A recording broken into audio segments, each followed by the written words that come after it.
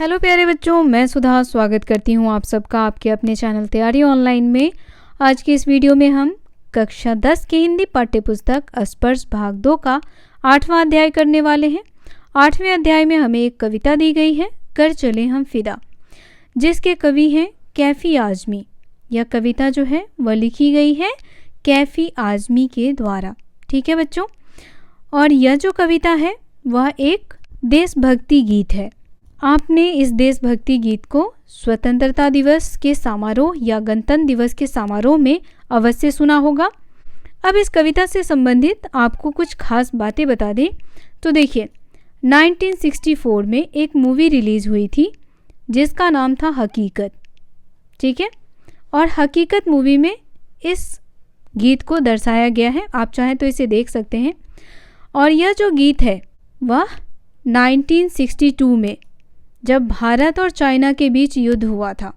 कब हुआ था? तो 1962 में इंडिया और चाइना के बीच युद्ध हुआ था, और यह युद्ध 1 महीने तक चला था।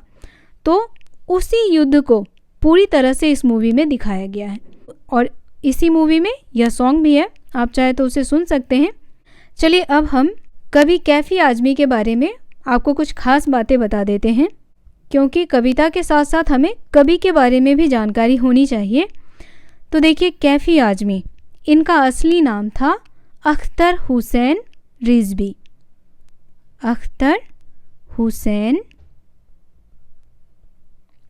रिजवी। इनका जन्म हुआ था बच्चों 14 जनवरी 1919 में। और बच्चों 1919 में एक घटना घटी थी।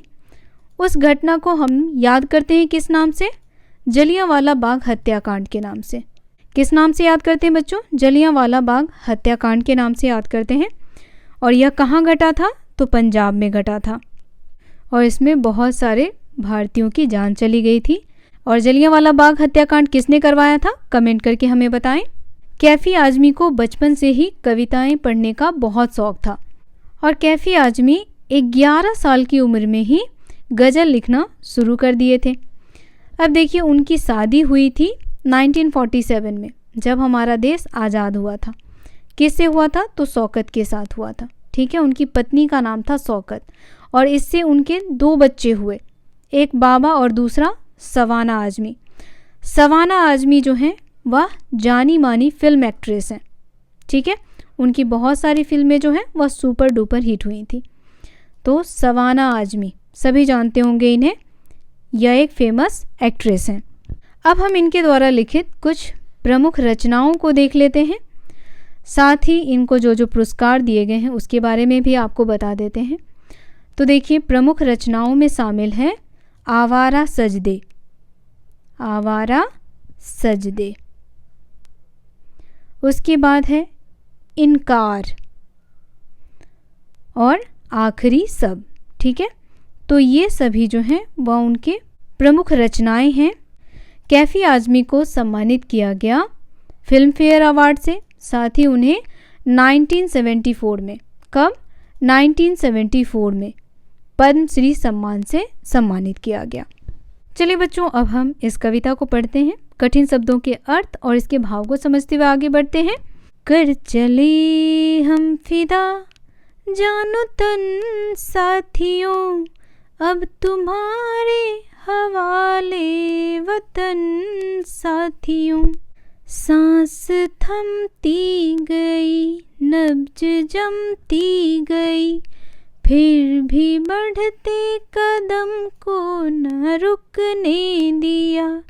कट गए सर हमारे तो कुछ गम नहीं, सर हिमालय का हमने न झुकने दिया।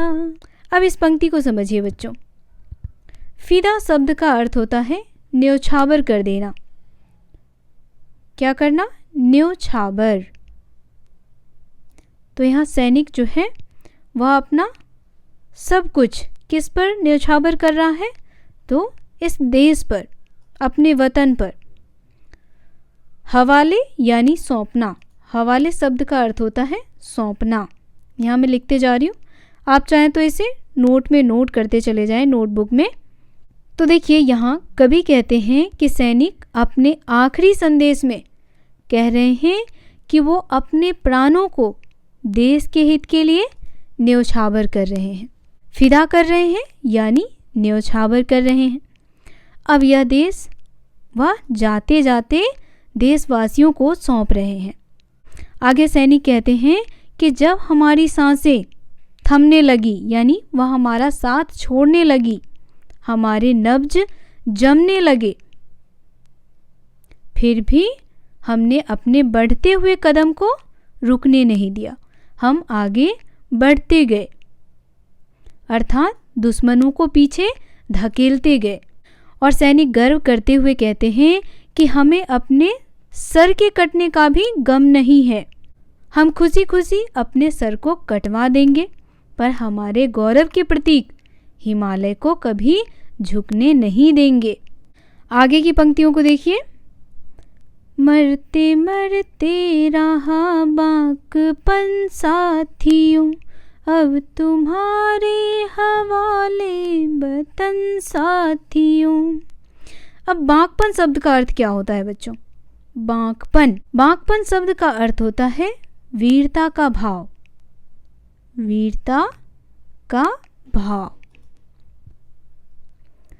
तो कवि कहते हैं कि हम मरते दम तक वीरता के साथ दुश्मनों का मुकाबला करते रहें, और अब इस देश की रक्षा का भार आप देशवासियों को सौंप रहे हैं, यानी जब तक उनके शरीर में जान थी वह लड़ते रहे। जिंदा रहने के मौसम बहुत हैं, मगर जान देने की रुत रोज आती नहीं। हुस्न और इश्क दोनों को रुसवा करे, वो जवानी जो खून में नहाती नहीं। आज धरती बनी है दुल्हन साथियों, अब तुम्हारे हवाले वतन साथियों। तो अब कठिन शब्दों के अर्थ देख लीजिए बच्चों। रुत शब्द का अर्थ होता है मौसम। क्या होता है? मौसम। और हुस्न, यहाँ पे हुस्न और इश्क दोनों को रुसवा करें, तो हुस्न यानी सुंदरता। हुस्न शब्द का अर्थ होता है सुंदरता। और रुश्वा शब्द का अर्थ होता है बदनाम। क्या होता है? बदनाम। और खून शब्द का अर्थ होता है खून। तो ये सब बहुत ही इम्पॉर्टेंट शब्द हैं इसमें, तो इसे आप नोटबुक में अवश्य नोट करें बच्चों, ताकि जब भी आप इस कविता को पढ़ें तो ये आपको अच्छे से समझ आ जाए। अब यहाँ कवि कहते हैं कि सैनिक जो देश की सीमा पे लड़ रहा है, वह लड़ते लड़ते कहते हैं कि हमारे पूरे जीवन में हमें जिंदा रहने के कई अवसर मिलते हैं, लेकिन देश के लिए प्राण न्यौछावर करने की खुशी कभी कभी किसी किसी को ही मिल पाती है। अर्थात बच्चों, सैनिक देश पर मर मिटने का एक भी मौका नहीं खोना चाहते, और वह देश के नौजवानों को प्रेरित करते हुए कहते हैं कि सुंदरता और प्रेम, कह रहे हैं ना, हुस्न और इश्क, तो सुंदरता और प्रेम का त्याग करना सीखो, क्योंकि वो सुंदरता और प्रेम ही क्या जो देश के लिए अपना खून ना बहा सके, यानी वो जवानी ही क्या जो देश के लिए समर्पित ना हो। और आगे की पंक्ति में सैनिक क्या कह रहे हैं कि आज जो हमारी धरती है वह दुल्हन की तरह सजी है, और इस दुल्हन की रक्षा का उत्तरदायित्व तो किसके ऊपर है? हम सभी वतनवासियों के ऊपर है। तो वो अब हमारे वतन का वागडोर हमारे हाथों में सौंप करके जा रहे हैं। कविता की अगली पंक्ति देखिए। राह कुर्बानियों की नवीराना हो, तुम सजाते ही रहना नए काफिले।